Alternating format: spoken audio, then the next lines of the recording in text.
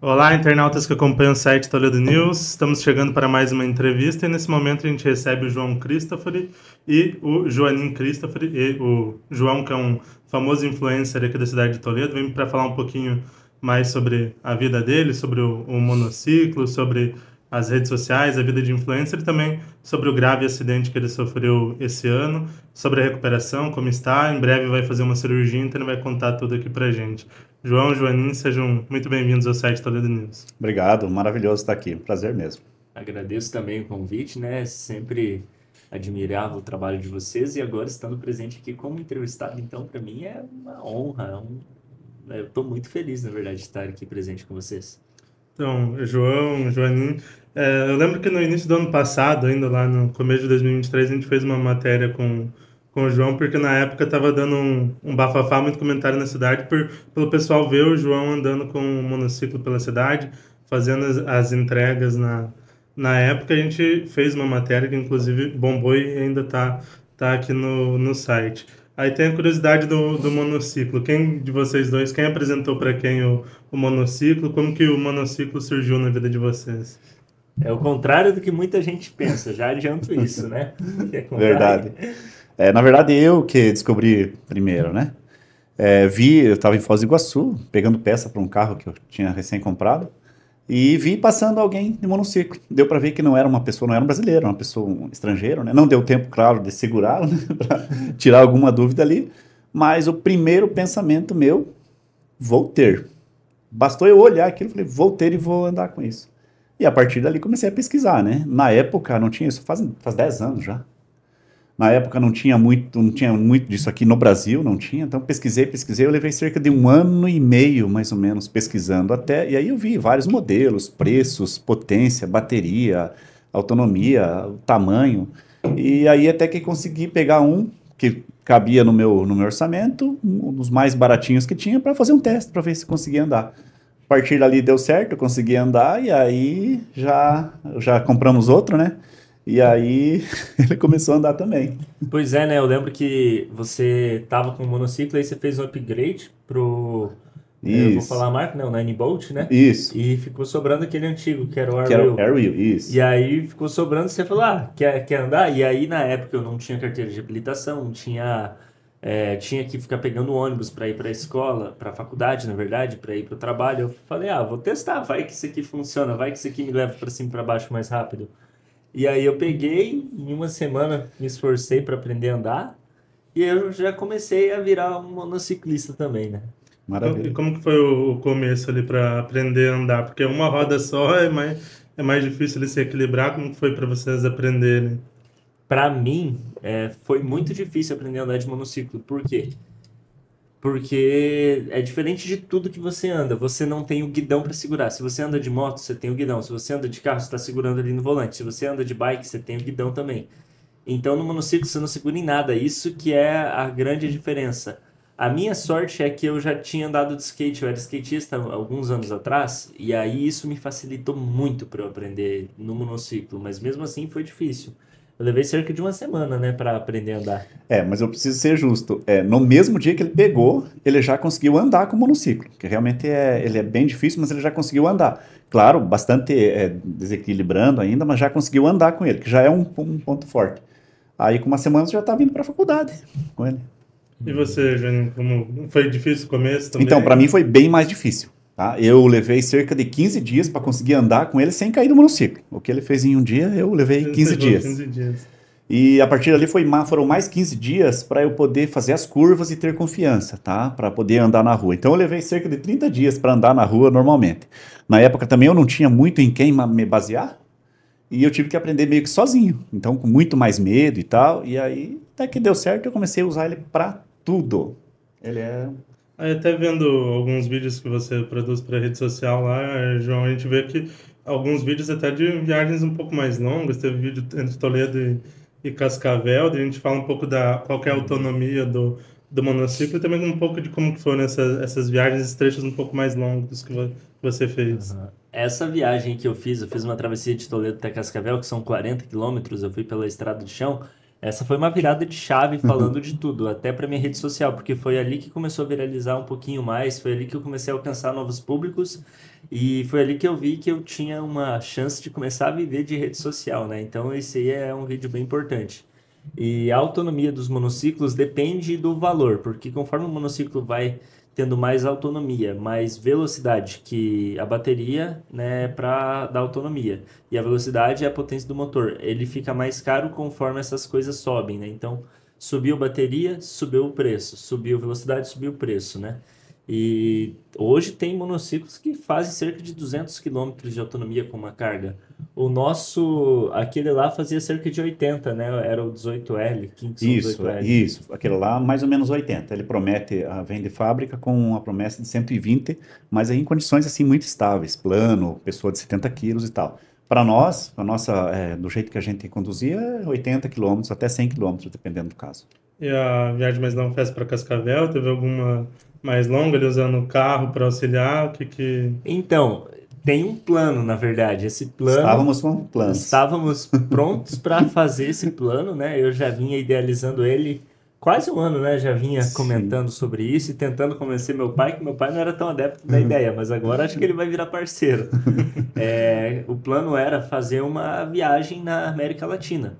Então, fazer uma viagem híbrida, monociclo, carro, monociclo, ônibus, porque o detalhe é que não dá para levar o monociclo no avião. Tem uma regulamentação internacional que proíbe levar o monociclo no avião, porque senão eu poderia, por exemplo, levar o monociclo e descer em algum outro país, e aí no país que eu pousasse, eu pegava o monociclo e fazia a viagem lá com ele. Mas infelizmente a gente tem que fazer uma viagem híbrida com ônibus e carro, né? Então a ideia é fazer uma trip pela América Latina, ali, Chile, ir até Uruguai. Tem gente que faz de moto. Já vi muita gente fazendo isso de moto. De monociclo não tem ainda. De Vão monociclo, ser ser o primeiro. os pioneiros.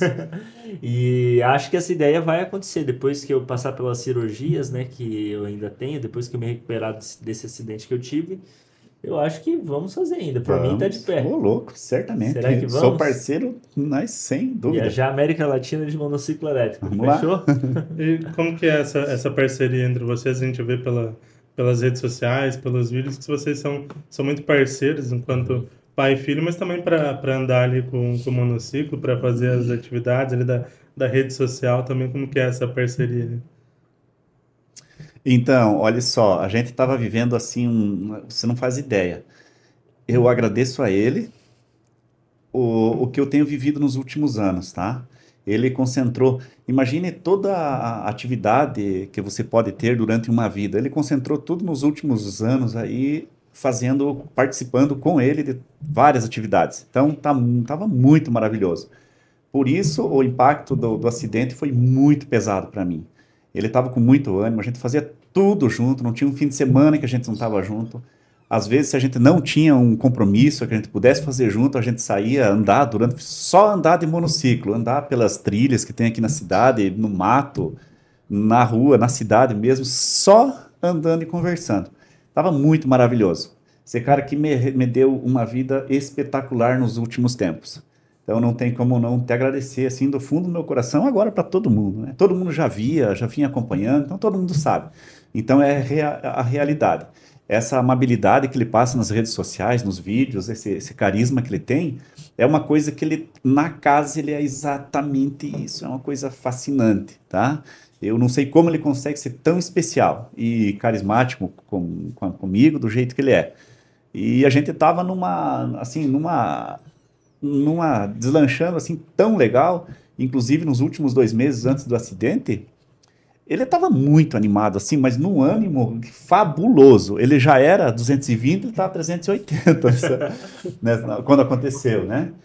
E então foi onde eu vi a possibilidade de repente aquela coisa parar. Então foi muito, mas assim, agora voltou mais ainda.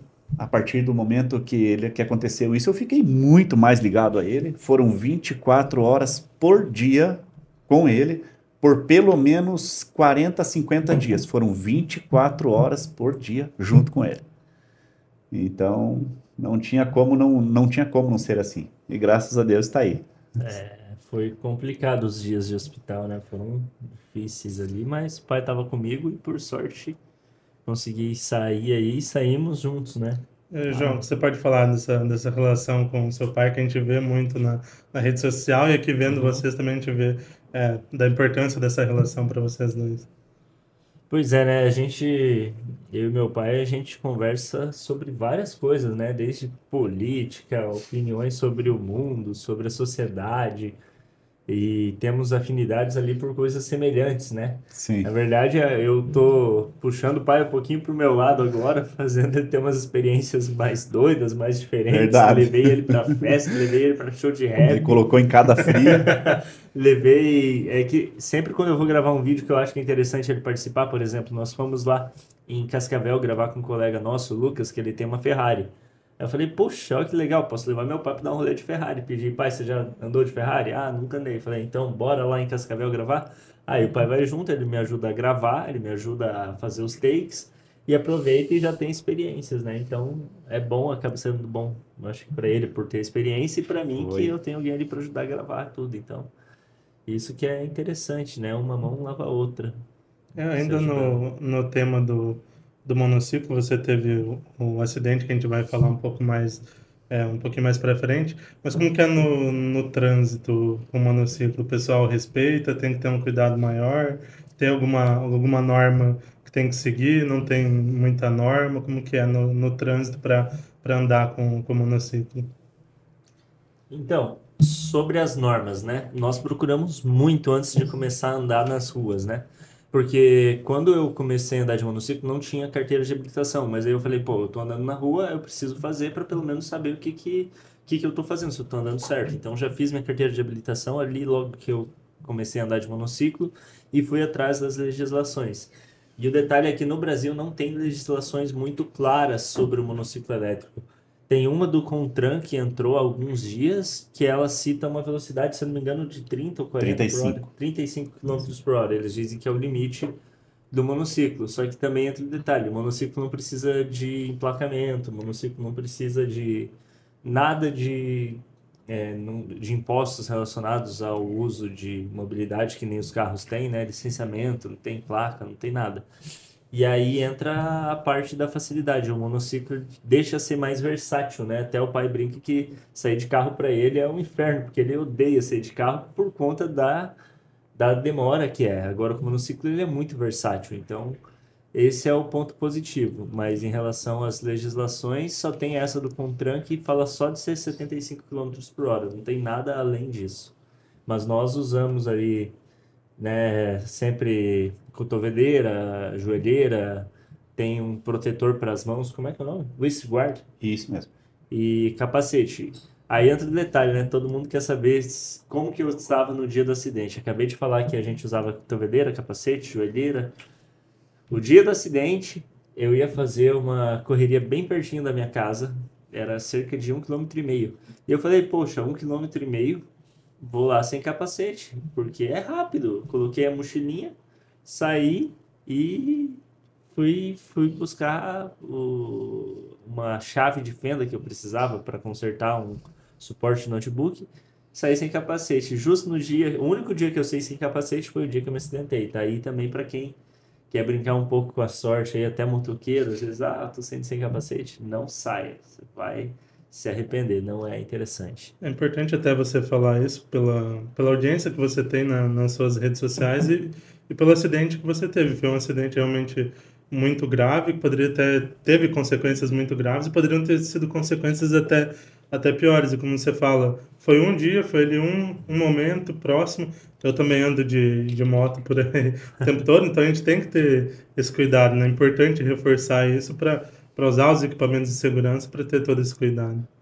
Sabe o que que é interessante, Kelvin? Que com o acidente eu aprendi a brevidade da vida, porque é do dia para noite. Eu estava vivendo minha vida tranquilamente, estava tendo uma ascensão financeira, uma ascensão nas redes sociais, eu estava treinando também na academia, estava crescendo bastante, falando de corpo, de músculo, eu estava na minha melhor condição quase, que eu cheguei da minha vida, financeira, socialmente e também corporalmente.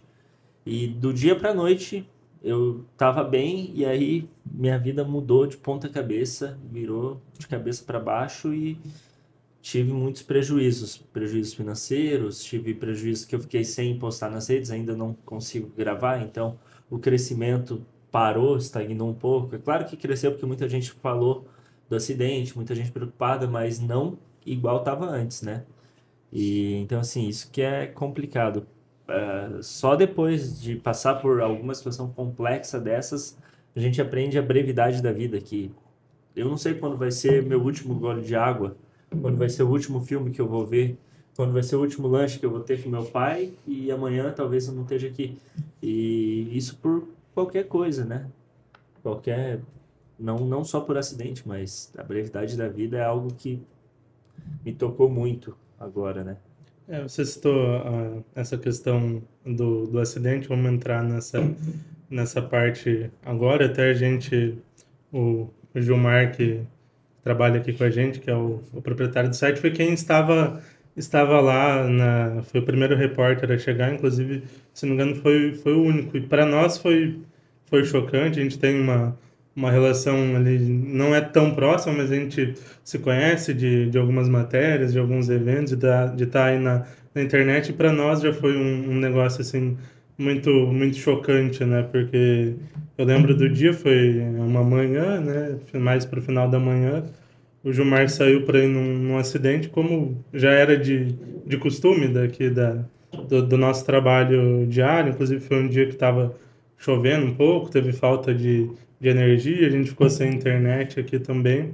Aí veio a mensagem depois do Gilmar falando que tinha sido um acidente grave, que era você, o que chocou um pouco a gente, né?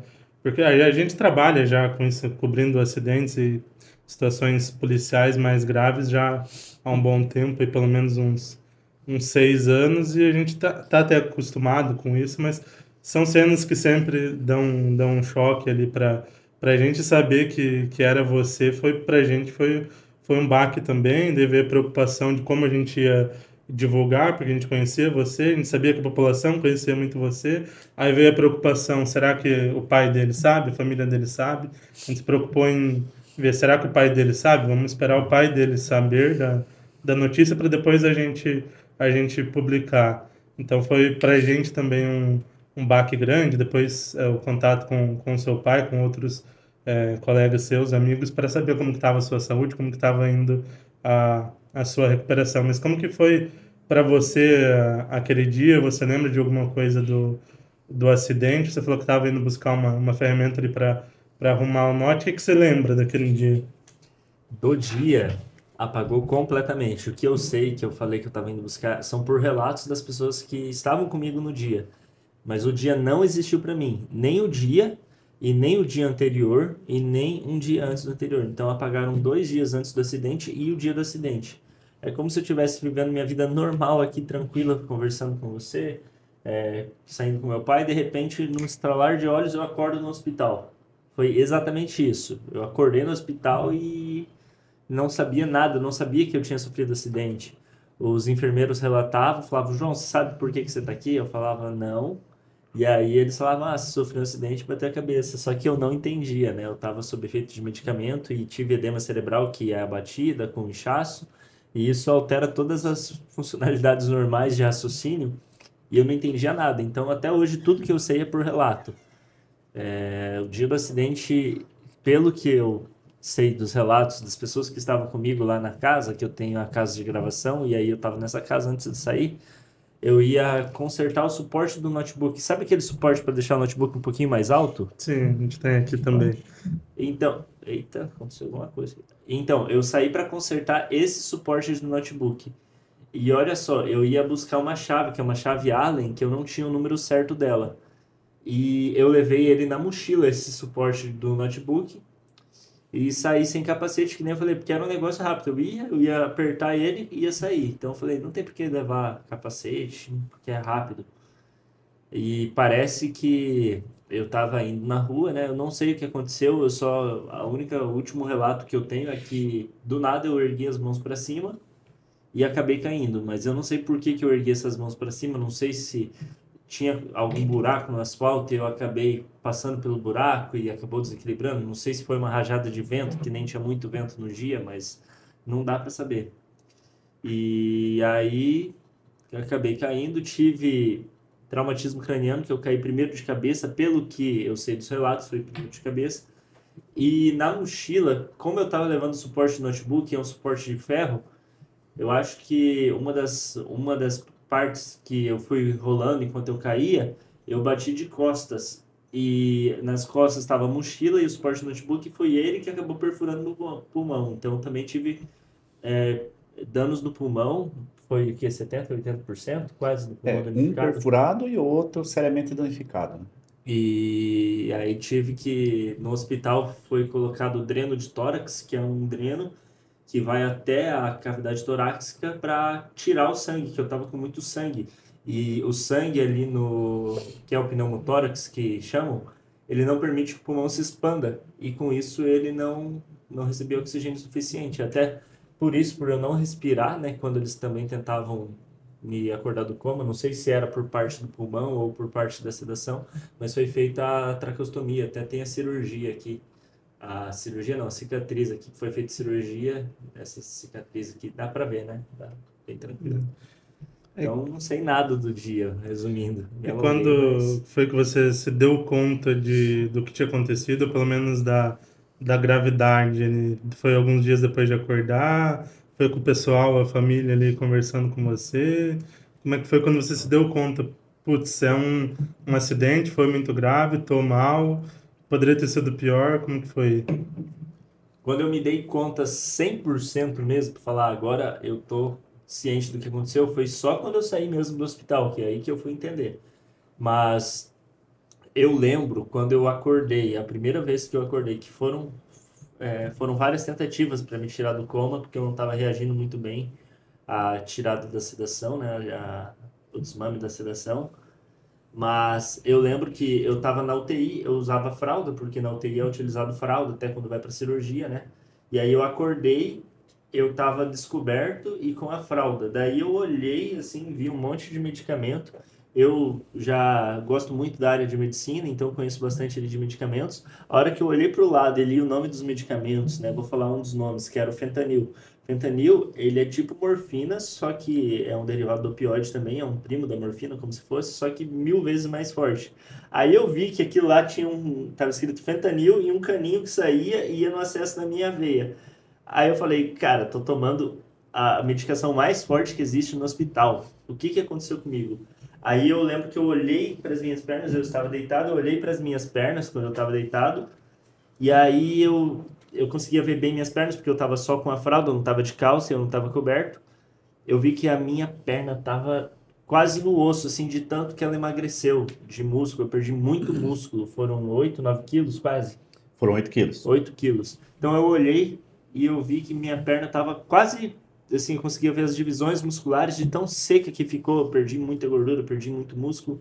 Foi aí que eu falei, tô numa situação complicada. Mas ainda não entendi 100%, eu só me assustei, né? E foi, como eu estava sob muita sedação, foram vários dias do pai me explicando para eu entender o que estava acontecendo, né? E para você, Joaninho, como é que foi, né? Eu falei que pra gente foi um choque, né? Mas para vocês da família deve ter sido algo terrível, né? A gente vê que a relação de vocês é muito boa, é muito próxima, a relação de muito amor, e ter uma notícia dessa, de que um filho sofreu um acidente, com essa gravidade, deve ter sido algo terrível. Realmente foram dias muito difíceis, tá? Eu estava numa cidade próxima aqui, não estava aqui em Toledo, e foi por volta das 10h30 o acidente, e no lugar no meu trabalho não tinha internet, nem telefone pegava, eu não fiquei sabendo de nada. Meu horário de almoço é 1 hora, então saía 1 hora para almoçar. Quando eu tô chegando lá no quartinho onde eu fico, começou a tocar o telefone, né? É normal tocar, tipo, cada 2 dias um toque. Isso era normal. E naquele dia eu cheguei e começou a tocar sem parar, sem parar. Abri a porta, entrei já, começou a dar alguma coisa aconteceu. Aí peguei o telefone, tinha uma menina ligando. Aí eu atendi. E já falou chorando, né? Falou chorando e disse que o João, e não conseguiu falar mais nada. Nessa hora já, imagina, o meu mundo já ficou, perdi o chão já. Aí alguém pegou o telefone dela e aí falou, o pai do João, sim, o João sofreu um acidente e tá no hospital e tal. Nossa, complicado, hein? Aí, aí, e agora, sofreu um acidente e o quê? E aí o coração já disparou. Aí eu tentando entender o que aconteceu, aí elas falaram que não. Eu perguntei, mas e como é que ele tá? Como é que ele tá? Então, ele falou alguma coisa, tal, tal, tal. Eu falei, poxa, bom, se tá no hospital e falou, a princípio deve ter chegado, consciente e tal. Já deu uma aliviada, mas o desespero continuou. E aí eu peguei o carro e vinha todo, a toda velocidade para cá. Cheguei ali que eu descobri, ele, na verdade ele não tinha falado, ele falou lá no momento da queda, alguém que foi atender ele ali, que ele havia falado alguma coisa, mas ele já logo perdeu os sentidos e chegou no hospital já em coma. E conseguiram entubar ele só no momento que ele chegou no hospital. Então, o desespero eu já comecei a criar, assim, cenários, né? Puxa vida, nesse tempo aí, será que houve falta de oxigênio? O que que aconteceu? E não conseguia ver ele ainda, porque eles estavam nos procedimentos para reanimar ele e tal, e fazendo os exames e tal.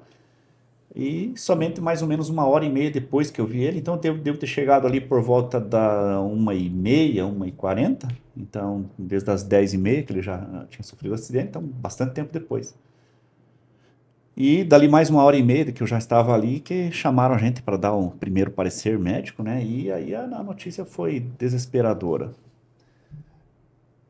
O médico falou para mim, o João sofreu um acidente muito grave, pai, teve traumatismo craniano.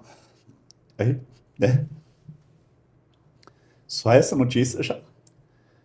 Aí, daí ele ficou quieto um pouquinho, percebeu meu desespero, meu susto, né? Aí ele falou, ele corre risco de morte nas próximas horas.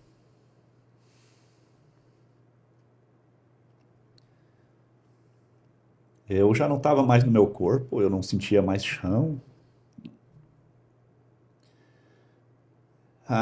E aí começam a vir várias coisas na cabeça, né? Puxa, o que que eu podia ter feito, né?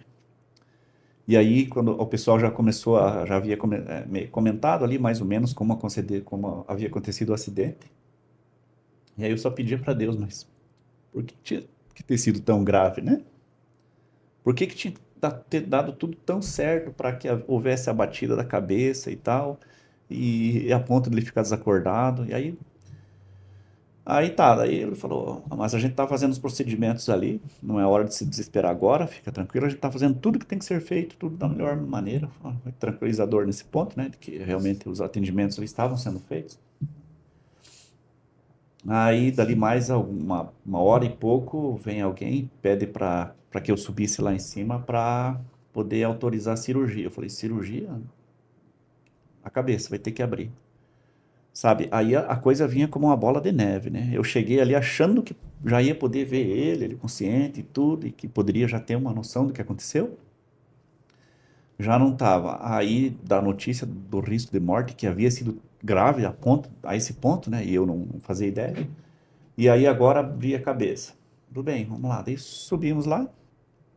Eu, enquanto espero a virem pedir a assinatura para autorizar, eu escutava lá dentro uma serrinha, né? Um barulho de serra. Eu acreditava que era uma outra criança que havia entrado, quase a hora que eu cheguei, entrou uma criança, eu achei que era na criança que estavam fazendo isso. Isso levou cerca de 50 minutos, mais um pouco. E tá, parou isso aí, dali mais uns 20 minutos, daí vem a médica responsável, né, e falou, pai, não deu tempo de esperar, a gente teve que abrir a cabeça dele. Porque o cérebro estava inchando, ele estava correndo risco de óbito iminente, ou então de lesão grave, né, então a gente teve que abrir.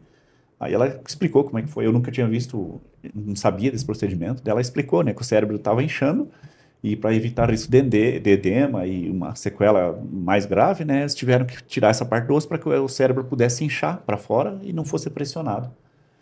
E aí que ela me fala. E ele também teve um pulmão perfurado e outro seriamente danificado. Aí eu já não, ó, mais essa notícia, tipo, a coisa ia ficando cada vez mais complicada. E o risco e o problema dos pulmões, de dano no pulmão, é de piora, né? A tendência é de piora nos próximos 5 dias. Aí o chão caiu, né? Eu já estava numa situação que eu esperava que alguma coisa fosse acontecer, sabe?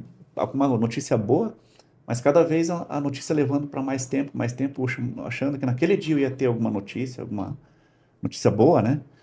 E era cada vez mais. E aí foi passando, né? Não teve alternativa. Eu fiquei. O primeiro momento que eu vi ele, que aí foi para ser levado para UTI, totalmente irreconhecível. Ah, ele estava muito inchado. Os lábios dele, que são fininhos, estavam dessa grossura, a língua para fora, toda a cabeça inchada e, claro, todo enfaixado já com aquilo lá. Desesperador, ali totalmente sem vida, sabe? E aí, tudo que eu pedi era para encostar a mão nele para sentir o calor da vida dele. Eu não sabia se ia ser a última vez, né? Queria sentir o calor do corpo dele. E aí, e toda a vida passando. O que que eu podia ter feito? Por que que eu não fiz isso? Por que, sabe? Aí tá, fomos para levaram ele para UTI, eu pude acompanhar, fiquei na UTI uns minutos enquanto eles deixaram, na UTI não pode ficar, tive que ir para casa e aí nessa hora que a coisa bate. A coisa bate porque aí você tá sozinho ali e não há o que fazer, é só esperar.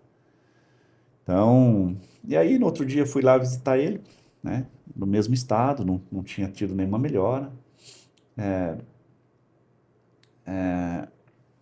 Aí o médico falou, deu mais ou menos o mesmo relato do dia anterior, ele corre grave risco, sim, ele corre muito risco.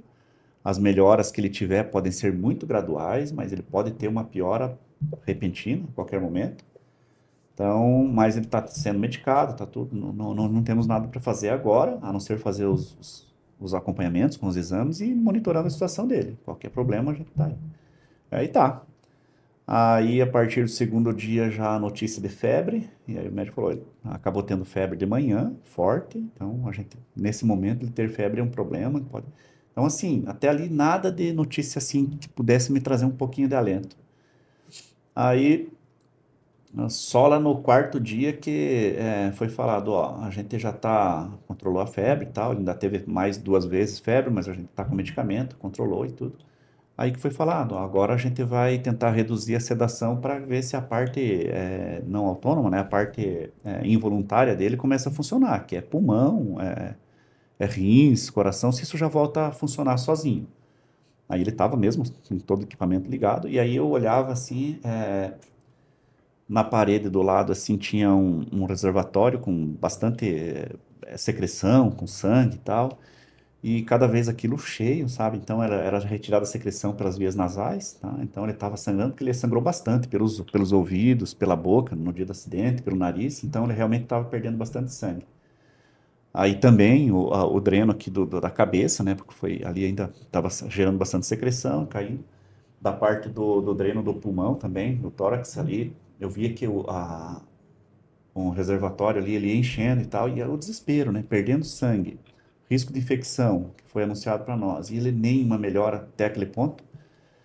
Aí, no quarto dia que o médico falou, ó, a gente agora vai tentar reduzir a sedação para ver se essas funções dele voltam a funcionar. Aí no outro dia, dava para ver que a respiração dele era mecânica mesmo, sabe? Ele não tinha, era um movimento assim, tipo, como é que se diz, constante, né, do equipamento, e dava para ver que não era a respiração dele. Aí ele falou, ó, se amanhã ele voltar a respirar, é o primeiro passo, é a primeira notícia que a gente vai ter. Dito e feito. No outro dia eu chego, né? Aí deixaram eu entrar antes do médico chegar, né? Aí fui lá, quando eu cheguei perto, assim, eu já vi que a respiração dele era bastante, tipo, ele dava soluços, né? Fazia tipo assim, já não era aquela respiração constante, né? Eu falei, puxa vida, tá respirando. E já nesse momento o médico chega e falou, realmente, olha, ele tá respirando, isso que você tá vendo é porque é ele que tá tentando respirar, ele tá reagindo. Aí os rins já funcionaram também, ele já produziu urina já de ontem para hoje. Então, quer dizer, hoje temos notícias boas, né? Claro, ele continua com os riscos, né? Mas a gente já é um começo. E daí foi indo. Aí no outro dia ele já, que era no sexto dia, eles falaram, ó, a gente já vai começar a tirar a sedação mais ainda para ver se ele consegue acordar. Aí, que seria daí no sétimo dia. No sétimo dia eu chego lá, ele estava se mexendo. Não foi a primeira vez que eu vi ele se mexer então isso já foi uma ótima notícia, né? Mas ele se mexia assim, parecia que não involuntário. Ele não abriu o olho, nada, e se agitou demais. E essa agitação dele fazia com que ele arrancasse todo os drenos, sabe? Ele puxava a sonda, porque estava tudo pelos aparelhos, né? Sonda nasal, alimentação e tal. Aí o médico chegou e falou: ó, a gente tentou acordar ele, mas ele está muito agitado, a gente não consegue. A gente vai ter que sedar ele de volta, porque ele ainda não está preparado, ele não tá bom para voltar. Aí já começou a bater o desespero de novo, né? Porque, puxa vida, tinha que ser hoje. Eu dizia assim, por que não deu certo hoje? E aí agora quando? E aí as notícias eram assim, isso pode ser amanhã, como pode ser daqui 60 dias, daqui 6 meses, né? E da mesma forma que eu vivi a perda dele, porque desde o começo até o primeiro dia que eu vi ele se mexer, a probabilidade da perda definitiva era muito grande. Então eu vivi isso mesmo. Eu senti como pai a perda, a possível perda. Sempre com a fé em Deus, sempre com uma esperança, mas a cada notícia a gente ficava assim, o desespero vinha. Aí não deu para acordar no sétimo dia, aí foi sedado. O médico falou: ó, João, a gente vai ter que sedar ele de novo, manter ele mais um dia pelo menos, e aí a gente vai tentar de novo. Aí, no oitavo dia, ele já estava totalmente sedado. Eu fui lá, viu, mas fazia poucos movimentos, assim, não conseguia se mexer. Aí ele falou: ó, a gente vai tentar tirar a sedação de novo para ver se amanhã ele consegue acordar. Aí que foi a necessidade da traqueostomia. Aí o médico falou: ó, se a gente tentar acordar de novo ele, e ele tiver esse problema da respiração, porque ele está respirando com ajuda, porque tem a sonda, né? Então ele conseguia respirar.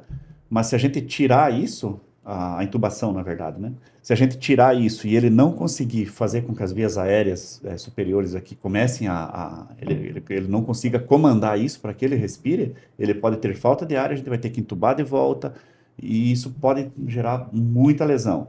E a saída seria fazer a traqueostomia, porque se ele acordar e tiver algum problema, assim, não tem problema, a gente consegue controlar. Então, autorizei também, né? Eles pediram autorização, assinei. Isso no oitavo dia. Aí, e a gente vai tirar a medicação então para ver se ele acorda de novo.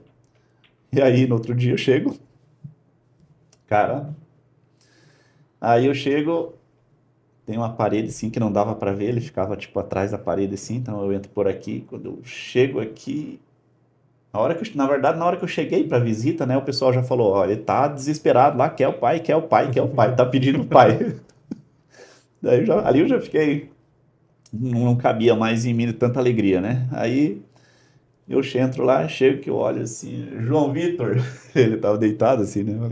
Eu cheguei desse lado, né? João Vitor, ele olhou, cabeça ligeira, deu um sorriso. Aí eu cheguei perto da cama assim, ele mesmo já levantou a mão assim, deu um aperto de mão. Esse dia, aí, inclusive, no começo eu não ia postar story, porque eu afastei de tudo, né? Não havia condições, né, de ver nada, né? Redes sociais não tinha como, né? Mas aí começou o pessoal pedir demais e o pessoal queria saber e qual seria a fonte de informação. Inclusive, houve até uma notícia de falecimento, uma notícia falsa de falecimento dele. Isso aconteceu. E também o pessoal da enfermagem ali, da UTI, disse que era possível que alguém começasse a usar as imagens do pessoal na UTI para fazer extorsão, né? E pedir coisas, né? Então, por isso era, inclusive, proibido tirar foto, entrar de celular e tal. E aí eu falei: não, eu preciso manter o pessoal informado, né? Preciso manter o pessoal informado e evitar isso. Então, todos os dias eu postava alguma coisa, né? Postava, assim, uma coisa bem sucinta, né? Para não... Até porque eu não tinha condições de ficar escrevendo tanta coisa. Então, eu ia colocando uma informaçãozinha assim. E aí, nesse dia que ele acordou, eu coloquei lá que nesse dia eu tinha voltado à vida. E a minha vida depende dele. Necessariamente, a minha vida é dependente da vida dele. E aí foi melhorando. Esse primeiro momento, imagino, você explicou a cena, como é que foi, imagino que tenha sido basicamente Como se ele tivesse nascendo de novo, né? Foi, foi. Porque, que nem eu falei, no 7º dia que eles tentaram acordar ele e não foi possível, o médico falou, ó, pode abrir o olho dele, né? Ele não abriu o olho sozinho, pode abrir o olho dele, tenta conversar, conversa bastante. Isso a gente já fazia, como desde o primeiro dia eu falava, pedia, colocava a situação para ele, porque a possibilidade de ele estar ouvindo, eu sempre acreditei que havia. Mas nesse 7º dia, com a sedação reduzida, o médico estimulou, ó, conversa com ele, bem, pode abrir o olho dele e tal. E eu chegava a abrir e procurava ele ali. Porque, não sei, é uma coisa que a gente tem, né? Que a gente reconhece a pessoa pelos olhos, né? E eu abria o olho dele, procurava, ele ficava olhando só para um lado, chamava, ele não respondia, não olhava, batia palma, mexia com a mão, gritava, falava alto com ele. E ele nenhum sinal, zero sinal de vida. E chegar então naquele 9º dia ali, eu poder olhar nos olhos dele, encontrar ele ali dentro de volta e ver que era o mesmo João Vitor, porque uma das coisas isso é real, tá? Até eu gostaria de fazer uma observação, né? Os médicos foram me deixando totalmente e plenamente bem informado das situações, das possibilidades, tá? Jamais eles iriam dar uma esperança que depois não pudesse se cumprir. Então, realmente, eles colocavam a situação, mas nunca tiraram a esperança, tá? Da mesma forma que eles falavam, eles diziam, mas a gente está fazendo os cuidados, fazendo todos os cuidados que são necessários, ele pode acordar a qualquer momento. Eles olhavam para ele ali junto comigo e falavam, ele pode acordar agora, né? Ele pode acordar agora, mas isso vai depender muito dele, da reação dele. Então, eles foram muito completos na informação, não fizeram com que a gente tivesse uma esperança que pudesse não se realizar e também não tiraram a esperança. É a função deles, né? E, e aí, então, nesse dia que eu pude olhar os olhos dele e ver que era ele que estava ali, porque o que eles diziam? Muita coisa pode acontecer. Pode ser que ele não reconheça mais as pessoas, pode ser que ele não tenha consciência de que ele está nesse mundo, mesmo que ele abra o olho, pode ser que ele nunca mais consiga caminhar, porque isso é real. Isso tem histórico e é real, vamos dizer, sequelas graves, né? Pode ser que ele nunca consiga mais falar. Então, assim, e tudo isso eu fui vivendo. Fui imaginando, planejando a vida, planejando o que ia ser feito na casa para receber ele de volta. E coloquei para mim que eu ia estar com ele assim, absolutamente em 100% dos momentos. E se fosse necessário carregar ele, eu iria carregar ele pelo tempo que fosse necessário e fazer tudo que fosse preciso. Então eu planejava, bolava uma forma de adaptar a casa para receber ele da forma que ele fosse vir, né? E quando ele acordou, que eu realmente vi que era realmente ele, que estava lembrando da gente, já falou, né? Ele não conseguia falar, porque estava muito fraco, né? Então ele tentava falar, de cada 100 palavras que ele falava, eu conseguia entender 2, 3, né? Mas nesse dia que ele acordou, que eu pude olhar ali e encontrar o meu João Vitor de volta, exatamente o mesmo olhar, o mesmo olhar, e ele tentava falar, ele falou 5 vezes nesse dia, eu te amo, 5 vezes, eu consegui entender. Eu fiquei várias horas ali nesse dia, eu acabei ficando umas 4 horas com ele, tá? Justamente para tentar conter ele, porque ele realmente estava muito agitado, ele queria derrubar a cama, ele queria sair, ele Tava arrebentava, dando pegava, trabalho pro pessoal. estava inclusive amarrado, ele estava todo amarrado, os pés e as mãos, né? Aí os médicos explicaram e tudo. Não, pô, claro, ele não pode, estava machucado, todo, né? Ele não pode se mexer e tal. E aí ele queria se bater, queria arrancar tudo aquilo. E aí me perdi um pouquinho. Mas, João, como que foi para você? Você lembra desse primeiro contato com seu pai? Então, como eu tava muito sedado, e era muita sedação, né? Um kit de sedação que eles dão, eu sei porque eu procurei muito. Antes eu já gostava muito dessa área da medicina e depois que eu saí também continuei procurando muito. Tô cada vez me apaixonando mais pela área da medicina, né? Tô até pensando em entrar para medicina já, né? Contando um spoiler aqui. Só vai saber quem tá assistindo, porque eu não falei em nenhum outro local, eu sei. Mas era um conjunto que era o fentanil, que é muito pesado para dor, o propofol, que é um anestésico geral, e o midazolam, se eu não me engano, que é um antidepressivo, é um sedativo mesmo. Então isso me levou para um mundo muito além do que a realidade normal tá. Eu lembro que o primeiro contato com meu pai, na verdade, foi dentro de um delírio que eu tinha, que foi justamente que ele falou que ele abria meu olho, eu não respondia, mas você falava, aqui é o pai tá aqui. Você falava nesse dia? Falava Foi, várias vezes, várias mesmo vezes. comigo desacordado. Mesmo desacordado, eu dizia, é o pai tá aqui, eu colocava a mão no teu peito, E eu não respondia não nada. respondia nada, estava sempre... No meu delírio, eu lembro que eu tava delirando. Eu tava, tipo, andando numa cidade, nada a ver, num local estranho. Só que, claro, era delírio por conta do coma. Eu tava em coma, então a minha cabeça tava sonhando. E eu lembro que do nada meu pai apareceu nesse dia ali, falando: aqui é o pai tá aqui. E foi aí que o primeiro contato foi dentro de um sonho. Daí eu fui voltando ali, fui percebendo que o pai estava ali realmente comigo. Tanto que quando eu acordei, eu já sabia que você estava ali, por isso que eu já te chamava, né? Porque eu sabia que você estava em algum lugar, não sabia direito o que estava Hum, acontecendo comigo, mas que o pai estava comigo. E como que tem sido esse processo de recuperação? Foram quantos dias no hospital mesmo? Depois ficou uns dias no quarto também. Como que tá esse processo de recuperação também? A recuperação é mais difícil até do que ficar lá no hospital, né? porque olha só, que nem eu estava falando, né? Eu me perdi naquele momento ali, porque assim, o que acontecia? Tudo que era falado, eu acabava vivendo a situação e para me preparar para aquilo. Eu tinha a obrigação de me preparar mesmo. Então, por isso eu levava aquilo a sério, porque era uma situação possível, né? Aí, conforme ele acordou, ele começou a ter comportamentos assim bem estranhos mesmo. Para começar, ele queria sair de qualquer maneira e ele não aceitava. Eu explicava, ele não conseguia entender o que estava acontecendo, né? Claro, para mim que eu estava vivendo essa situação ali, que nunca tinha visto nada igual, eu também não tinha certeza se aquilo ali ia durar, se aquele estado que ele estava ia durar ou não, se era uma condição com a qual ele acordou e ia seguir com aquilo pro resto da vida. Então eu tinha que lidar com aquela situação mas não podia desistir, eu precisava fazer ele entender. Então eu ia tentando explicar para ele, só que eu não podia entrar muito para não chocar, não podia dizer exatamente tudo que aconteceu. Ah, você bateu a cabeça, abriu a cabeça e agora vai. Não, eu tinha que ir colocando as notícias, informando ele devagar. Aí, conforme eu ia falando, ele aceitava. Olha, ó, você precisa ficar aqui, você tem que ficar comportado, você não pode se mexer, não pode se bater, não pode tentar sair porque você sofreu um acidente grave e tal, explicando. Aí ele dizia, chegava uma hora que ele entendia, falou, então tá, então eu vou ficar, tá bom.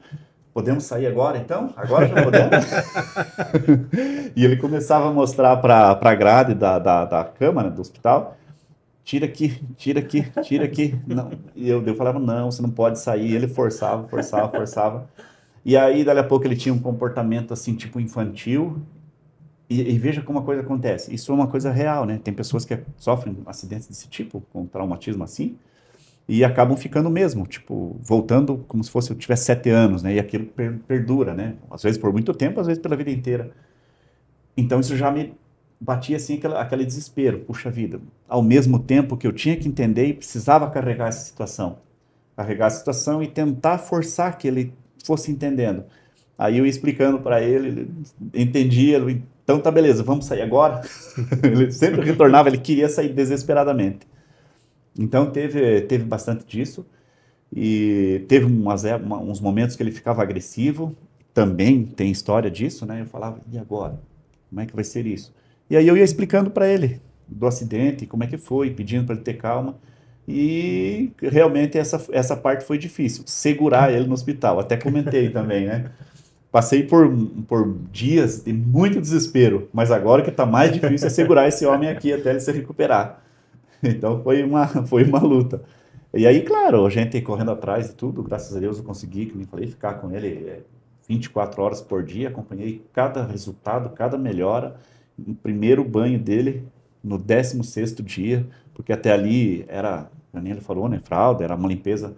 16º dia, saí com ele da cama, ele caminhou, levei até o banheiro, dei banho, E a gente foi nessa toada aí por vários dias até ele ganhar autonomia, porque a perna não respondia, ele tinha um problema no braço e o risco também de uma queda, né? Então, nessa situação, com a cabeça desse jeito, depois que ele tirou é muito sensível. Então, seria uma queda só. E eu não queria de forma alguma isso. Então, a gente ficou junto 24 horas por dia.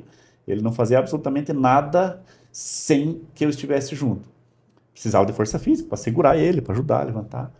Mas não precisamos fazer nenhum tipo de adaptação em casa, não precisou usar nenhum tipo de cadeira de roda, nada. Você chegou a falar que estava até mudando o banheiro da casa para que eu Exato. pudesse me segurar e tudo, né? Para quando eu saísse do hospital. Tava bolando uma maneira para poder tirar as portas do banheiro, para Sim. deixar tudo aberto ali, para ter espaço e tudo, para que ele pudesse utilizar a casa normal, né? Não foi necessário, a recuperação foi extraordinária. No 19º dia saímos caminhando do hospital. Cada ponto ali cada ponto é uma vitória, né? Foi o que os médicos falaram, por isso que eu digo, o agradecimento ali, a sinceridade, a preparação psicológica que eles foram dando para mim, né? Tanto deixando alerta de que era uma situação grave. E era muito grave, eu entendi perfeitamente isso, tá? Então, mas igual, eles foram dando sempre a esperança de que a qualquer momento, ele podia acordar e tal. O atendimento foi absolutamente espetacular, tanto no Hospital Bom Jesus, pessoal do Centro de Especialidades, pessoal da UBS, pessoal da UPA. Um agradecimento tem que ficar aqui, tem que ficar muito bem pontuado. Pessoas foram muito, mas muito amáveis. Nós tivemos várias ocorrências ali, depois que ele saiu, teve problema de ouvido, a gente precisou procurar o UBS, precisou procurar o pronto-socorro. E aí, assim, chegava lá, o atendimento era maravilhoso, mas incrível, tá? Mas aí a gente chegava em casa com a medicação já e tudo, fazia medicação e tudo, aí ele ia dormir e eu ali, né? E agora? Até aquilo passar para ver se realmente ia ficar bem, passar a noite inteira, às vezes, esperando, pelo amor de Deus, que acorde e aquilo tenha se resolvido, até chegar outro dia, ele acordar, eu tentar sentir como é que ele estava. Não havia um segundo, sabe, de tranquilidade total que eu pudesse dizer, agora está bem. Era sempre o coração sempre apertado. Olha só, a questão da cabeça, dessas alucinações que ele tinha, que eram muitas alucinações. Esse cara criou tanta história. E eu acreditava, porque eu vivia aquilo. Ele tentava me convencer. Eu achava... Que era real aqui. Uma das alucinações que eu tive ali, enquanto eu tava no coma, essa foi assustadora pra mim, assim, foi muito ruim mesmo, né? Vou contar duas, na verdade. A primeira é o seguinte, eu sonhava eu tava no hospital, mas era dentro do meu sonho, não é que eu acordava dentro do hospital, eu acordava, só que dentro do sonho ainda no hospital.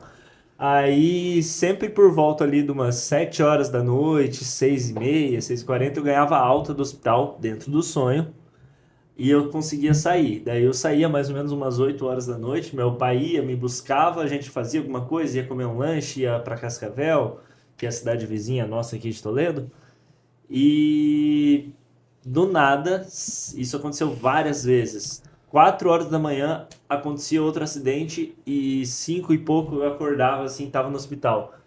Daí, beleza, passava um dia no hospital, conversava com os enfermeiros, ganhava alta 6, 7 horas da noite, saía com meu pai, ia para casa ou ia fazer alguma outra coisa. De repente, 3 horas da manhã, 4 horas da manhã, hospital de novo. Aquele looping. E eu não conseguia sair do hospital, só que era tudo dentro de um sonho, né? E era muito estranho. Outra alucinação foi eu achar que meu acidente, não sei porquê, tinha acontecido nos Estados Unidos. Na minha cabeça, o meu pai não era... Meu pai hoje ele é servidor público federal do INSS, né? Mas na minha cabeça, meu pai ele era concursado da Polícia Federal, alguma coisa assim. E ele foi numa reunião lá nos Estados Unidos conversar com as pessoas lá dos Estados Unidos, que são servidores públicos de lá, tem uma reunião, discutir sobre como o Brasil leva as coisas, como lá é levado, e eu fui junto, e meu acidente foi lá. E na minha cabeça, o acidente foi lá. Porque eu caí, isso eu lembro de eu caindo lá nos Estados Unidos, só que claro que era um sonho. E aí quando meu pai falou, não, seu acidente foi aqui no Brasil, aqui em Toledo. Daí eu falei, não, você tá louco, por que que você tá querendo me enganar? Eu achava que ele tava tentando me enganar, que ele tava criando história. E aí, na verdade, era eu. Mas assim, citando aqui, voltando um pouquinho ao ponto lá do que você falou que os médicos falaram, Kelvin, a vamos procurar a quantidade de pessoas que sobrevivem a esse tipo de acidente. Se eu não me engano, 80% das pessoas, que são dados que eu procurei, não conseguem resistir ao traumatismo crânioencefálico grave. E das que resistem, quase 100%, estava escrito assim, quase 100% mesmo dessa forma, dos Estados Unidos, voltam com sequelas. Então, eu, eu, eu, eu sei que eu tô contra a estatística, só por estar aqui. Eu sou 0,01% por ter sobrevivido, primeiramente. Claro que graças, né, às orações das pessoas, graças às habilidades dos médicos, os cuidados. Mas só de estar aqui vivo eu já sou exceção, e de estar aqui vivo sem sequela eu sou a exceção da exceção da exceção da exceção. Como Muito raro.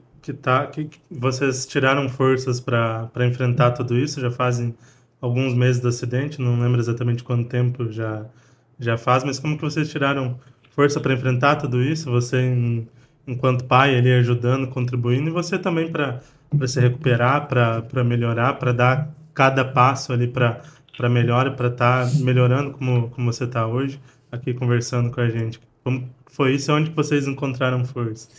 Então, olha só, desde que aconteceu o acidente, o desespero era muito grande. Eu rezava para que aquilo fosse um sonho e falava, né? Eu já acordei de tanto pesadelo que realmente parecia real. Pesadelos normalmente eles parecem tão reais que você parece que viveu eles, né? E eu falava, puxa, já acordei de tantos, né? Por que esse está demorando para eu acordar? E não tinha jeito. Se alguém olhasse para mim, se alguém conversasse comigo, eu desabava. Eu desabava em choro e isso aconteceu nos 2 dias. No dia do acidente, sem entender, pedindo uma explicação, era choro assim. E quem estava comigo ali também, acabava todo mundo ficando naquele desespero, né? No dia do acidente e no segundo dia também. E aí eu percebi que aquilo tava ficando uma coisa assim, todo mundo que chega perto de mim tá saindo pior do que chegou. E eu falei, puxa, mas ninguém tem responsabilidade com o meu drama, tá? O meu drama como pai é exclusivo meu. Quem está chegando perto de mim tem a sua família, tem o seu trabalho, tem as suas relações sociais e eles vão sair de perto de mim e vão ter que encarar a vida deles, se relacionar com outras pessoas. E eu estou fazendo essas pessoas levarem o quê de bom? Aí, colegas de trabalho também, não posso deixar que o atendimento deles lá no trabalho seja prejudicado por uma coisa que eu estou passando, uma coisa ruim que eu estou vivendo. E ali eu entendi que o drama era meu, única e exclusivamente meu, e eu ia ter que superar ele, e mais do que isso, não deixar que as outras pessoas fossem prejudicadas por isso. Aí eu acordei no outro dia, no terceiro dia, e falei, não, agora, a partir de agora, eu vou lidar com todas as pessoas que eu conversar, vai ser com um sorriso, vai ser com ânimo, vai ser com otimismo.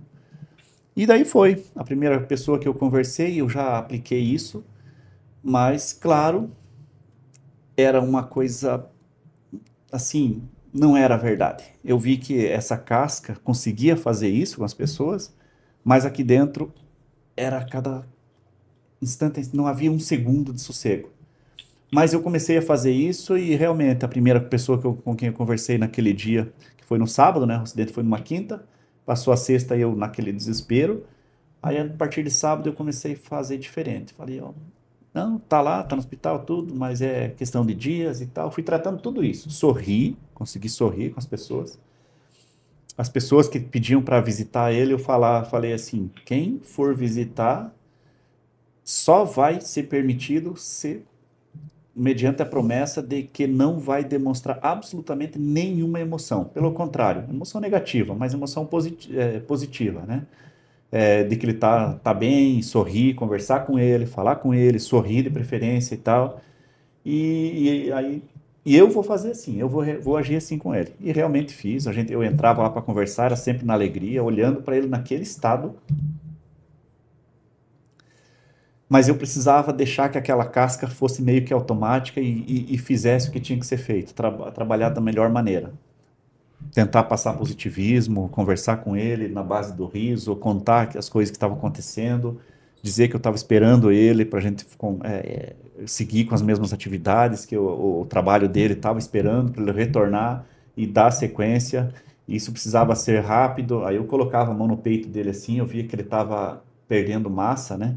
Mas eu dizia, João Vitor, você ainda tem massa muscular para garantir a tua sobrevivência, né? Por mais alguns dias, mas você precisa nos ajudar, precisa reagir, precisa vir o quanto antes para que a gente possa seguir a nossa vida e tal.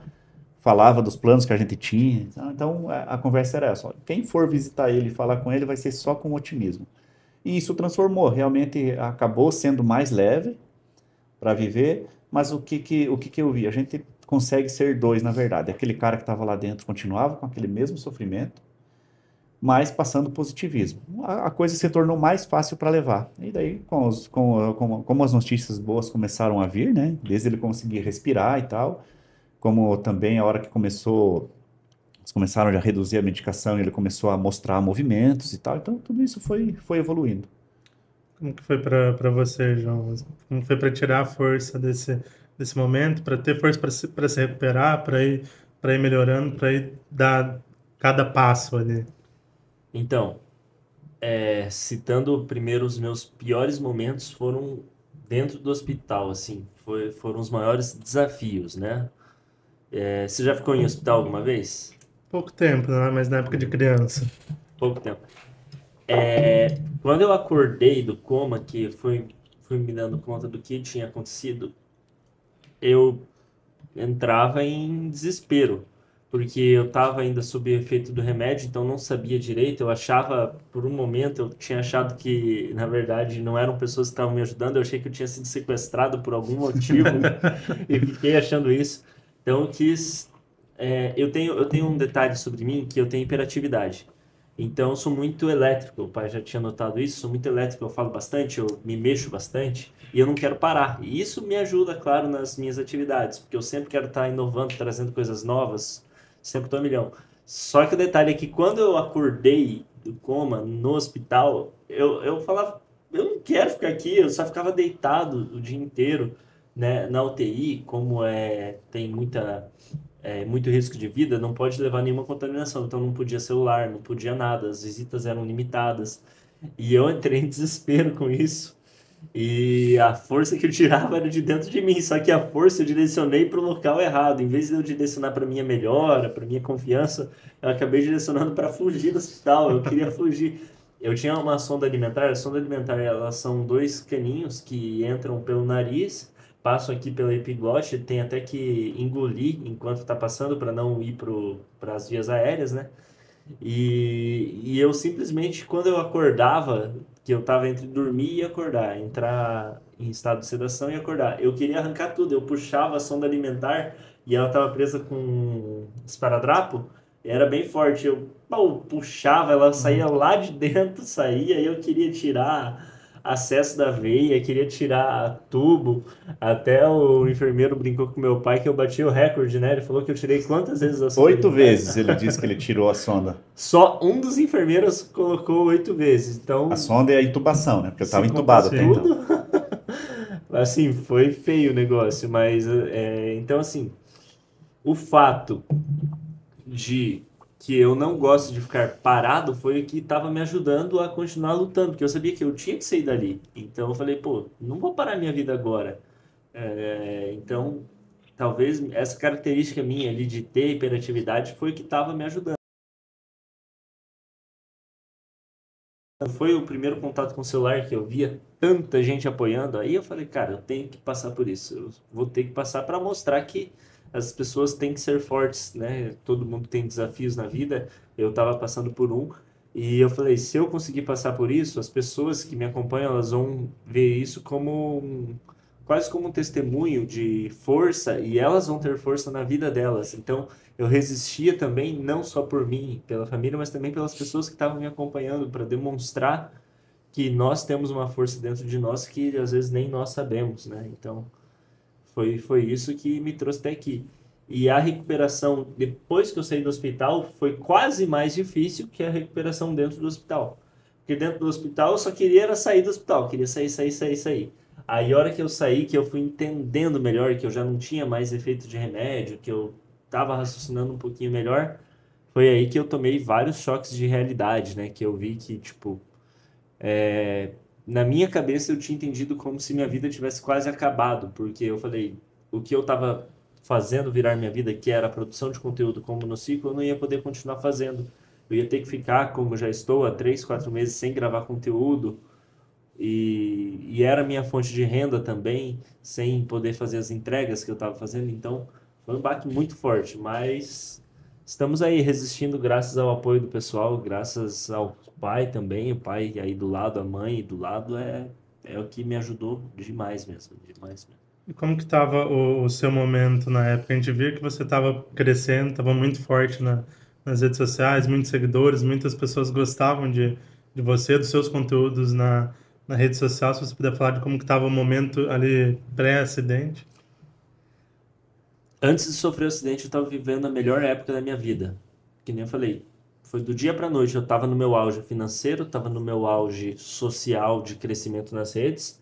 E do dia para noite, no estalar de dedos, tudo mudou e minha vida ficou de ponta cabeça e eu tive que parar com tudo. Mas, assim, graças a Deus, eu percebi que o apoio das pessoas não diminuiu, pelo contrário, só aumentou. As pessoas ficaram muito do meu lado nessa dificuldade que eu passei. Muitas pessoas que nem me conhecem estavam ali rezando por mim, mandando mensagens. E isso foi o que me deu muita força. Mas, assim, infelizmente ou felizmente, eu estava na minha melhor época antes de sofrer o acidente. Em visualizações, em relação ali com o pai, com a mãe, estava muito bem. Então, foi assustador isso. Foi complexo. Deixa eu pegar um golinho de água aqui que tá dando sede. E agora se recuperando, a gente sabe que ainda tem um processo ainda longo, dá para dizer, para se recuperar completamente, né? Aí você pensa em continuar a seguir firme criando conteúdo. A questão do monociclo, você ficou com algum trauma? Ainda pensa em voltar? Como é que tá a sua mente em relação a isso? Olha, essa pergunta que mais me fazem, se eu vou voltar a andar de monociclo agora que eu sofri o acidente, né? E a resposta é que provavelmente sim. E por quê, né? Eu sei que muita gente tá me avisando que eu não deveria voltar, mas eu quero avisar por que que eu vou voltar. Eu andava de monociclo, eu e o pai, há 8 anos já, não é? 9 anos. Você tem Uns 9 9 anos, eu acho que eu isso. tenho uns Aham. 8, né? Que foi um pouquinho Eu, depois. uns quase 10. Você 9 também. Uhum. Assim, é pouquinho diferença. Foi. E aí eu já andava há 8 anos. Nunca tinha acontecido nada. Até porque eu sempre estava usando capacete, cotoveleiro, joelheira, mas mesmo de capacete eu nunca tinha caído, assim. Então, eu não posso julgar 8 anos por conta de um dia. Então, eu acho que assim que eu me recuperar das cirurgias, eu tenho mais uma cirurgia da clavícula, da cabeça, que eu tenho a reconstituição craniana, e eu tenho a cirurgia também do joelho esquerdo, que eu também danifiquei no acidente. Assim que eu estiver bem, provavelmente eu vou voltar. Por quê? Porque eu gostava muito de andar de monociclo. Era uma terapia, né? A gente até brinca no meio da comunidade dos monociclistas que tem a monoterapia, que é você pegar seu monociclo e sair dar uma volta, você aproveitar, você curtir um momento. E então, assim, provavelmente vou voltar a andar. Já sobre. Qual que foi a outra A pergunta? rede social.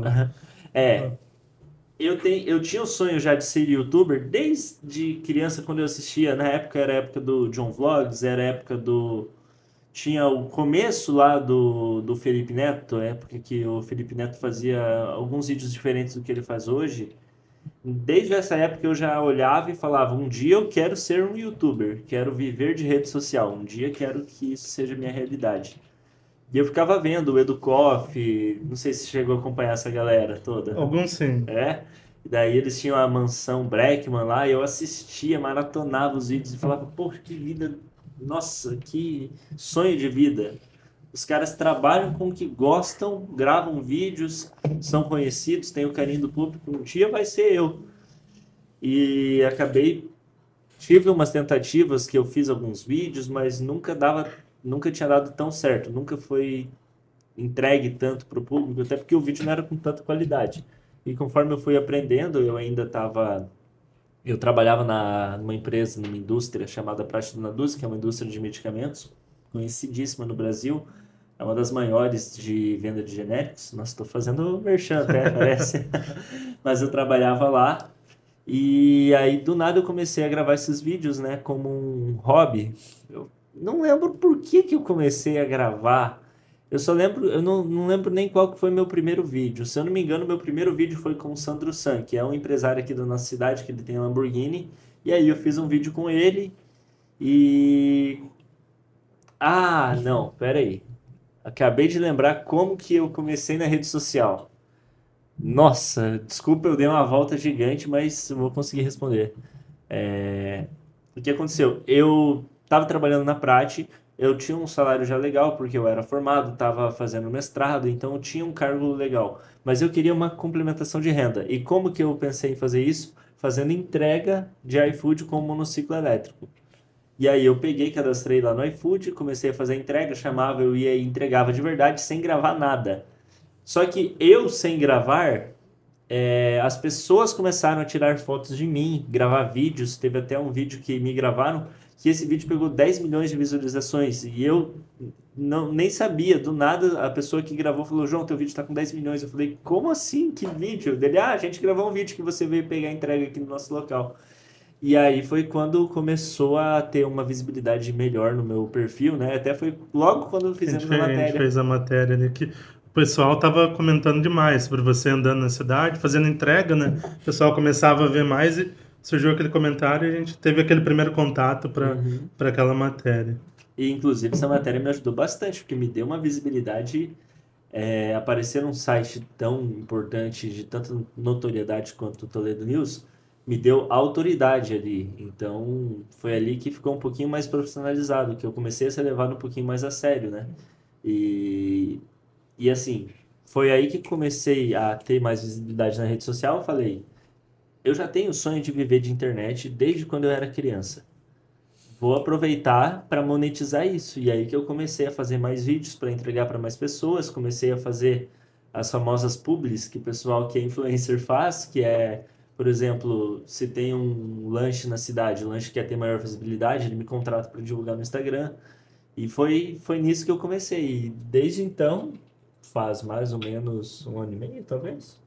Então, mais ou menos isso. Desde então, não parei até hoje. E não pretendo parar. Mesmo com o acidente, não vou parar, porque é algo que eu quero desde sempre. E graças a Deus, eu não sei como, mas o acidente, eu achei que ele ia meio que acabar com a minha carreira na internet. Só que teve efeito contrário, tanto pelas pessoas falando ou pelo carinho das pessoas que veem os vídeos que eu estou gravando, que são poucos, mas que eu gravo ali falando do acidente, tudo tem subido muito.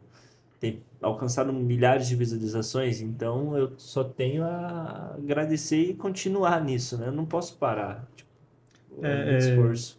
Joaninho, como que você vê esse trabalho? A gente vê você também ativo ali nas redes sociais. Como que foi essa parceria também ali com o João, também nos vídeos ali que vocês fazem juntos, alguns? Como que é essa parceria também na rede social? Então, claro que foi iniciativa dele, né?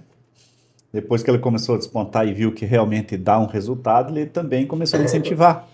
E não só incentivar, me colocar nos vídeos, né? Meio que me puxando. E para mim não faltou disposição. Bastava ele dar um estalo, tava eu lá. Mas em todos os momentos que eu podia, eu tava lá. E agora, claro, muito mais ainda, né? Então, tô entrando também, devagar, claro, não tenho as mesmas habilidades que ele. E a gente tá tentando aí. Daqui a pouco a coisa dispara legal. Só queria fazer mais um... A gente já mudou de assunto, mas só para lembrar, né? Naquelas alucinações dele, a primeira vez que eu vi, e aí eu acredito, podia ser que aquilo fosse ficar assim para sempre, ou sei lá, por um bom tempo. Foi ali por volta do quarto dia que ele saiu da UTI, ele já estava acordado na UTI. O terceiro dia que ele saiu da UTI e que a gente foi para a enfermagem, que daí eu fiquei no hospital junto com ele o dia inteiro. O terceiro dia, a conversa foi muito limpa, sabe? Nos dias anteriores, sempre tinha uma alucinação, ele tentava me convencer das coisas. Nesse dia foi o que eu percebi que ele estava absolutamente 100% neurologicamente, as lembranças e normal.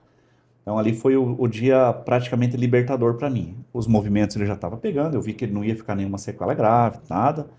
E ali, mas eu ainda tinha essa dúvida. Então foi ali que foi o dia mais libertador. E agora a gente aí vai seguir junto da maneira que eu puder ajudar ele nas redes, gravando, fazendo alguma coisa, me especializando, melhorando, com a ajuda dele, claro. Sempre vai ser com a ajuda dele. E a gente pensa, de repente, também, quem sabe não, porque eu também não fica só nessa área, né? Pode ser. Hoje eu ainda tenho meu trabalho e tudo, então fica limitado o tempo que eu posso me especializar e cuidar e fazer gravações e tal. Mas sempre que ele precisa, eu tô aí. Um mesmo dia de semana, qualquer dia, se ele disser, ó, tem uma gravação hoje, quero fazer tal coisa hoje, basta ele estalar o dedo, eu tô aí para apoiar 100%. Aqui é a razão da minha vida. Não imagino, não ia haver vida para mim sem ele. Então, ele estando aqui agora, isso aqui é o mais importante. Como eu falei, né? A vida que ele me deu nos últimos dias, cara, você não faz ideia. Só valeu a pena viver até aqui, graças ao que ele tem me propiciado aí nesses últimos anos, que tá maravilhoso. A gente vai seguir nessa toada aí, conte comigo sempre e para tudo que for necessário. E agora mais um passo nessa recuperação, preparação para cirurgia, para recuperação de crânio. Como que tá essa preparação? Como que tem sido esse momento? Cara, Se então, abra. o momento está Se sendo abrir. complicado. Vou mostrar para a galera que está assistindo, para quem assistiu o podcast até aqui, vão ver como que tá minha cabeça, que eu não mostro muito nas redes sociais, mas eu ainda tô com uma parte aqui, que essa parte, ela é mole, é como se fosse a moleira de uma criança, não tem o crânio aqui, não tem o osso, que é justamente a parte que foi tirada. E amanhã, dia 20, vai ser uma quinta? 11 horas da manhã, então faltam menos de 24 horas, tô tenso. Amanhã a cirurgia, que eles vão tirar essa parte do crânio, ela foi colocada no meu abdômen, que é onde preserva o osso, é por isso que é colocado no abdômen. Amanhã eles tiram do meu abdômen e devolvem para minha cabeça. Então eles abrem meu abdômen, eles abrem também minha cabeça de novo e vão encaixar essa parte do osso que foi tirada de volta ali. E vão meio que, entre aspas, não é grampear, mas vou usar esse termo só para ficar claro. Eles vão grampear um osso no outro. E aí, a princípio, eu volto já. A minha cabeça fica com formato normal, não vai ficar com esse formato como tá hoje, que vocês veem. Mas eu confesso que estou com muito medo dessa cirurgia. Mesmo com muitos médicos, amigos e amigos estudantes de medicina me tranquilizando, sou muito grato, muito obrigado. Mas eu confesso que eu ainda tô com receio, né? Mas parece que essa cirurgia é tranquila. E outra coisa, né? A médica que vai fazer minha cirurgia é a mesma médica que me salvou, que ela que fez a retirada. E eu sou muito grato a ela, a doutora Kelly, excelente profissional, né? Eu não sei nem expressar, como que a gente vai expressar o agradecimento dela ter salvado minha vida? Não existem palavras para descrever, só um obrigado é muito pouco. Mas então eu tenho confiança porque eu sei que a médica é excelente, ela é a melhor médica que poderia ter, né? E graças a Deus que vai ser com ela também. Então, tô com medo, mas eu tento ser racional nesses minutos de racionalidade, pensar nessas coisas que são boas, né? Mas tô tenso, assim, para ser bem sincero, sobre a cirurgia de amanhã. Como que tá o sentimento, Joaninho? Olha, eu sou obrigado a dizer que eu tô bem tranquilo, tá? Tô bem tranquilo. Primeiro, sim, pela doutora Kelly, às vezes é difícil você encontrar profissional e humano numa pessoa só. Ali tem, tá? Então, o agradecimento, claro, é do fundo do coração, tá? Tanto nas horas que ela conversou com a gente, tranquilizando, explicando, foi muito, muito, muito, muito, assim, doce com a gente e deixou a gente bem tranquilo. Eu estou muito tranquilo, tá? Eu falo para eles, se há Se há alguém que poderia estar preocupado, sou eu, tá? Eu vou ser assim, bem. Vou ser arrogante, tá? Me perdoe, me permita, mas eu vou ser arrogante. A tua vida interessa muito mais a mim do que a você. Não tenha dúvida disso, mas nunca tenha dúvida. E assim, quanto a essa preocupação que ele tem, cara, nós ficamos 9 dias em coma, ficamos 14 dias na UTI, ficamos 19 dias no hospital, passamos pela enfermaria juntos, cara, saímos juntos, caminhando. Amanhã a gente interna às 11 horas, a gente vai internar. Talvez amanhã mesmo, ou no máximo na sexta-feira, se precisar ficar sob os cuidados mais intensos ali, intensivos ali por conta de uma UTI, vamos sair junto, tanto amanhã, depois da cirurgia, ou na sexta, se tiver que ficar um dia a mais, vamos sair junto de novo. Para mim, a coisa já está escrita. Está escrita e com letras gravadas, não tem como apagar isso. Tá? É assim que vai ser. O pior podia ter acontecido, aconteceu, e tudo de ruim que podia ter passado, passou. Amanhã vai ser só um procedimentozinho. Pois é, né? O perigo mesmo era na cirurgia de retirada do crânio. Só que essa eu não fiquei tenso, por quê? Porque eu já estava desacordado Não, quando eu não entrei. sabia. Eu acordei e já estava sem o crânio. Eu lembro que eu ainda ficava gritando lá no hospital, roubaram uma parte do meu crânio. A médica foi me salvar e a coitada teve que ouvir eu reclamando. Mas, nossa, foi complexo, né? Mas, enfim, a pior cirurgia que foi de retirada eu já sobrevivi, já passei. Agora mesmo é mais tranquilo, mas dessa eu tô ciente que eu vou entrar, então vou chegar 11 horas da manhã lá, vou entrar na sala de cirurgia, então vou ver a sala de cirurgia e imagino que nesse momento eu vou surtar ali de ansiedade, mas daí eu sei que vai ser medicado, né? Inclusive hoje fizemos análise com um anestesista, né? Tivemos a consulta com ele. Então, voltar medicado talvez já esteja mais tranquilinho por conta da medicação, mas se deixasse assim, eu estaria muito tenso.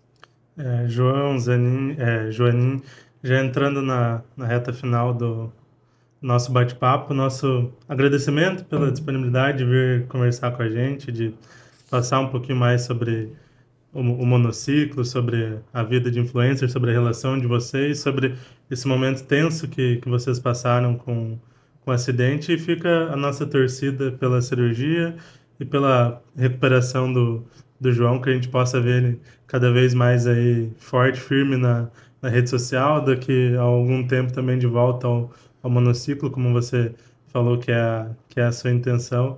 Nosso agradecimento. E eu só tenho a agradecer mais uma vez pelo convite e estender aí a parceria, dizer que vocês podem contar comigo e desejo todo sucesso para vocês. Parabenizar também pela seriedade na divulgação das notícias, que nem nós falamos, tiveram infelizmente outros portais que acabaram noticiando coisas falsas relacionadas ao meu acidente, mas você sempre levando a notícia de forma correta, de forma ágil também, e com riqueza de detalhes, né? E citando que eram os familiares, né? O meu pai que estava divulgando e tudo. Então, só queria agradecer e parabenizar vocês e dizer que sou parceiro de vocês aí para onde estivermos indo. É isso aí, também agradeço. Claro, a oportunidade de estar aqui. Acho que são pouquíssimos escolhidos, né?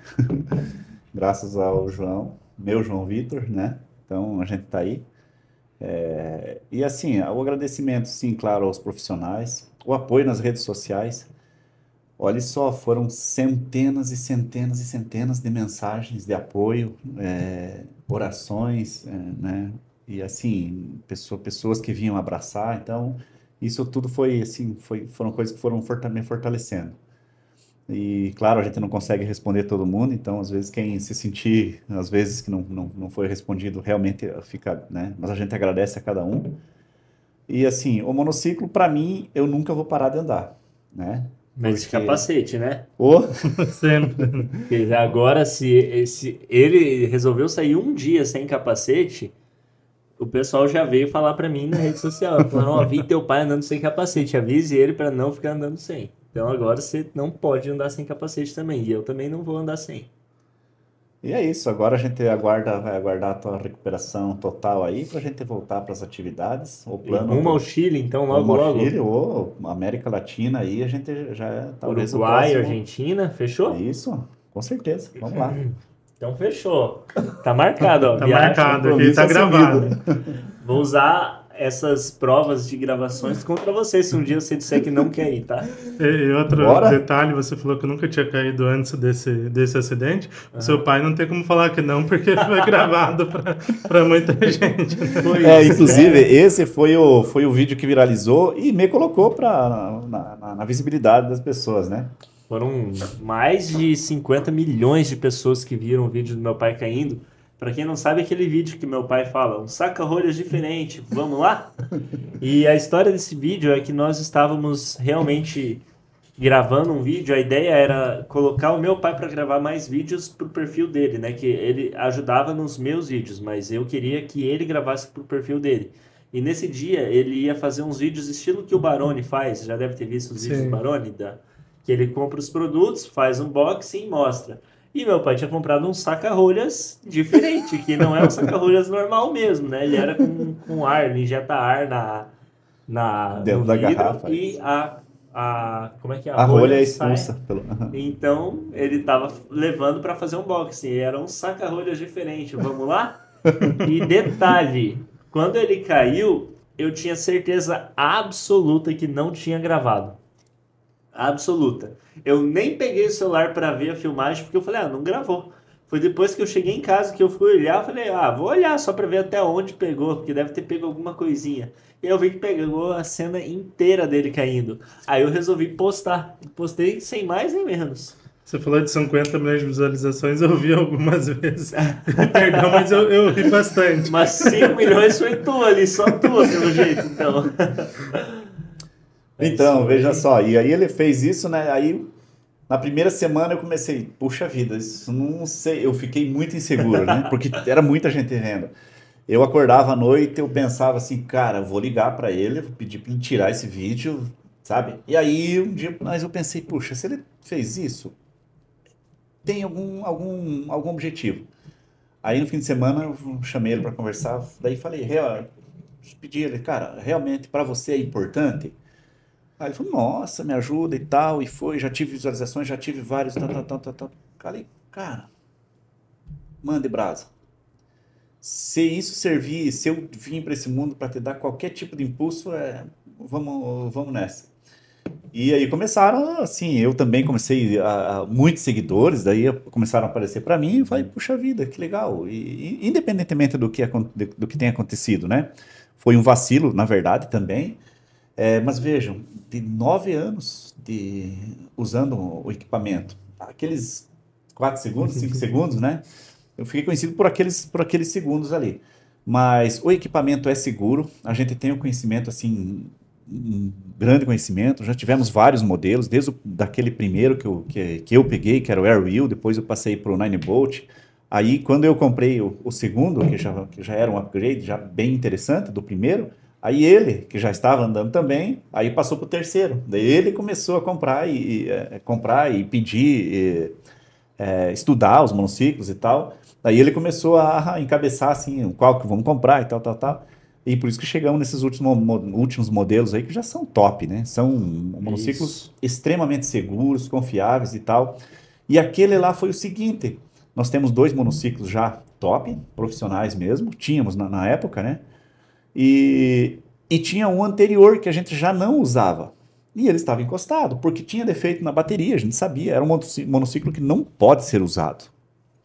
Né? Não há dúvida sobre isso. Ele estava com defeito e uma coisa que ocorre quando ele tem defeito na bateria é simplesmente desligar do nada. A gente tem esse conhecimento, tinha o conhecimento, né? Mas a gente precisava gravar e o bom que era dele, tinha quebrado uma peça, a gente mandou para São Paulo para consertar. E a gente precisava gravar. Ele queria gravar naquele dia, eu falei, não, então vamos pegar o que estava ruim, a gente vai gravando de boa. Quando você for me gravar, eu pego o bom e vamos gravar com ele, e você vai com o ruim gravando. E a gente fez isso por 10, 15 vezes, 20 vezes, eu trocava, ele pegava. Quando eu fui gravar a minha cena, eu não peguei o que estava com ele, que era o bom. Era com aquele que a gente tinha que ter gravado. E eu fui fazer o movimento de forçar ele justamente naquele momento. Ele desligou. Desligou e era normal, era esperado. Então não houve erro de equipamento ou falta de... Ou foi um vacilo nosso mesmo. Caí ali também, não estava com velocidade, não machuquei nada, foi só o tombo mesmo, foi só para o pessoal rir mesmo. Agradeço a quem riu, compartilhou e curtiu. É isso aí, gente. A gente tem que aproveitar os momentos, ainda que seja do momento ruim, dramático, como aconteceu com ele, para aproveitar isso da melhor forma. A gente não pode ficar se lamentando pro resto da vida e bora utilizar isso. Eu tenho certeza, dali nasceu um novo Joanim. Hoje eu sou um novo homem. Os ensinamentos que eu tirei disso é pro resto da vida. Eu já era uma pessoa que respeitava muito as pessoas, já tinha uma visão de que cada pessoa tem o seu drama. Naquele momento eu estava vivendo um drama meu. Mas eu sei que cada pessoa que chega pra gente, você mesmo está aqui hoje, né? Eu não sei o que acontece na sua vida particular ou de repente está acontecendo um problema com a mãe, com o pai, com o filho ou teu mesmo. E você não está trazendo isso para nós, porque é um drama teu. E, então, cada pessoa que chega, hoje eu sei, eu trato sempre diferente, porque a pessoa pode estar com um drama, de repente, uma coisa, e eu não vou poder, de repente, piorar a vida dessa pessoa. O João Vitor também, o nosso João das redes aí também, com certeza nasceu um novo homem. Aqui é um novo homem com uma experiência fantástica e que vai levar isso para a vida e para as pessoas que passarem pela vida dele. Cara, todo mundo que passa pela tua vida, eu tenho certeza que sai melhor. Assim como eu. Olha só. Queria até citar um pouquinho aqui, que é relacionado ao estoicismo. Já ouviu falar da filosofia estoica? Sim, já ouvi falar um pouco. Pratica ela? Alguma... Tem lido sobre? Pouca coisa, mas ver um outro vídeo ali, tem um conhecimento breve. Então, a filosofia estoica foi o que ajudou a gente a passar por isso, porque ela vai dizer, resumidamente, bem resumido, nós não escolhemos o que vai acontecer com a gente. Nós não temos esse poder de decisão. Isso cabe a Deus, cabe ao destino, ao universo, mas nós escolhemos como nós reagimos a isso. Então, eu não escolhi sofrer um acidente, mas eu escolho como eu reajo a isso. Eu escolhi não ficar em casa só me lamentando. Eu escolhi, e graças a Deus é possível, porque eu não fiquei com sequelas, eu escolhi tentar voltar a gravar, eu escolhi estar aqui hoje conversando com vocês. Então, queria falar para as pessoas praticarem isso. Vocês não escolhem como as coisas acontecem, mas vocês escolhem como reagir. E isso muda tudo quando você entende. Muda tudo. Até pessoas vêm me pedir conselhos como passar por isso. O segredo é olhar para o que você tem de potencial, para o que você consegue fazer estando no estado que você está. Quando aconteceu o acidente e eu me dei conta do acidente, claro que eu fiquei triste por alguns minutos ali, algumas horas, eu fiquei magoado, mas eu olhei aquilo lá e falei, poxa, tá aí uma oportunidade de eu mostrar para as pessoas como é passar por essas dificuldades, tá aí o alcance que isso me deu também dentro da cidade. É claro que eu não queria ter sofrido o acidente, óbvio, mas eu tive que olhar aquilo de uma forma boa, porque o mal já tinha passado, eu já estava sofrendo os prejuízos do acidente, então eu tinha que olhar de um outro ângulo. E é isso que eu acho que tem feito resistirmos até aqui, né? Então, para quem não conhece filosofia estoica, procure. Isso ajuda muito a lidar com os obstáculos da vida, como os que nós passamos. Joaninha, eu brinquei sobre a queda, mas é muito bom ver você na rede social com o João, na sua rede social, a sinergia que vocês têm nos vídeos. Pode ter certeza que você alegra todo mundo. Poxa, também. E continua ali junto com o João, que tá levando um conteúdo bacana para muita gente. Joaninha e João, muito obrigado. Agradeço a visita de vocês e boa sorte aí nessa cirurgia, nessa recuperação, que dê tudo certo. Quando? Provavelmente o episódio sai quando? Vai sair hoje, provavelmente. Vai sair hoje? Então provavelmente vocês já vão saber, porque amanhã, daqui a algumas horinhas, eu já vou estar sendo operado. Então quem está vendo o episódio, provavelmente eu já fui operado, porque até o pessoal assistir, Talvez eu já tenha saído da cirurgia, já esteja filé do boi. Vamos ver isso depois. Vai sim. Galera, nós recebemos o João Christopher e o Joanim Christopher, pai e filho aqui de Toledo. O João, que é um influencer famoso aqui da cidade de Toledo, muito conhecido nas redes sociais, falou aqui com a gente um pouquinho sobre a vida dele de influencer, sobre o monociclo elétrico, como começou tudo, sobre o acidente grave que ele sofreu recentemente, como que foram esses momentos no hospital, a recuperação. O Joanim falou um pouco sobre como foi a experiência dele enquanto essa situação grave sofrida pelo filho, sobre esse processo de recuperação, ainda vai ter mais uma cirurgia, outros momentos que o João ainda vai passar, então a gente conversou muito aí sobre isso. Essa e outras entrevistas estarão disponíveis no nosso site, no www.toledonews.com.br, também nas nossas redes sociais, na nossa página no Facebook, no nosso Instagram, lá no @site Toledo News, e também no nosso canal no YouTube. Para ter acesso em primeira mão a esse e outros conteúdos, já se inscreva no canal, ative o sininho das notificações para receber tudo em primeira mão, galera. Nos vemos em breve e até mais!